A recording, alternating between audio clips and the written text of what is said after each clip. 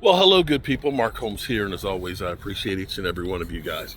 I haven't done a lot of content on this channel. The Cowboys have kept me busy on my main channel, but I'm here outside of the Red Brick House, something that has truly become a part of me, I will literally say, because it was about 9 years ago that I was introduced to the Red Brick House, and I stood right about here, and I literally fell in love with the place. And my love for it has only grown even more. One thing I am truly proud of is, and the more that we've dug into this place, the more history that I found, more people that I have been introduced to that have been tied to this and the history of it, and understand the headstone right there, that headstone right there, Mary and Beverly Bush. This was their farm that it literally went about 1.5 miles over in that direction, and the original farmhouse we found is there too. To understand the history of this and to be part of it has been near and dear for me. And for me, wanting the next generation not to have to do all the work that I did to try and find this out. Because of you guys, we have, of course, our walkway here, which is our historic walkway. Everybody from the Waynesboro Historic Commission to great fans and people have gone through and have done donations and bought bricks. We've got 6 or 7 of them that are here now that came over the winter, and we're going to be putting those in and getting those taken care of. There's some more that have actually been bought and things. The proceeds from that are actually going to us getting the house registered. We have not done all the paperwork on it. We've been dealing with my father-in-law his last few months and things, and literally just passing that. We haven't had time to get that in, but we are going to be working on this in the very near future. One other thing that we're working on, I love this corner, and progress always happens. Places will grow and they will change and they'll never be the same. But I like keeping this corner because the Red Brick House is the corner of 2 streets. It's nice when you come in, you see the house and so on.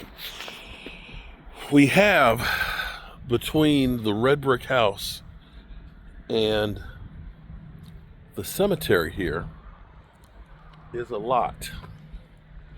The lot is actually zoned commercial, in which case almost anything could be built on this. It's a little bit over 1/4 of an acre lot, and it butts right up to the Red Brick House, and of course it butts up to the cemetery where they've actually done Civil War reenactments, because the Battle of Waynesboro took place right here where we're sitting. Between here and up there, you see the White House right there. That's the Plum House. That's another historic house. And the battle lines for the Confederates came right through here, and they got rolled up by George Armstrong Custer. And for me, looking at this piece of land, it's nice before it actually starts getting overgrown. All this is kind of like brush and things in here. This is for sale. And the thing I would hate to see, me personally, is somebody comes through, there's plans for a 5-unit building in here, 5-unit building, or somebody comes in and builds a couple of duplexes, something that's just kind of out of place. So we're doing what we can to acquire the land right here and keep this, or evolve this into something more that's more fitting and respectful to the cemetery. So hopefully we'll know something in the next few days or coming weeks on whether or not that can happen. I would definitely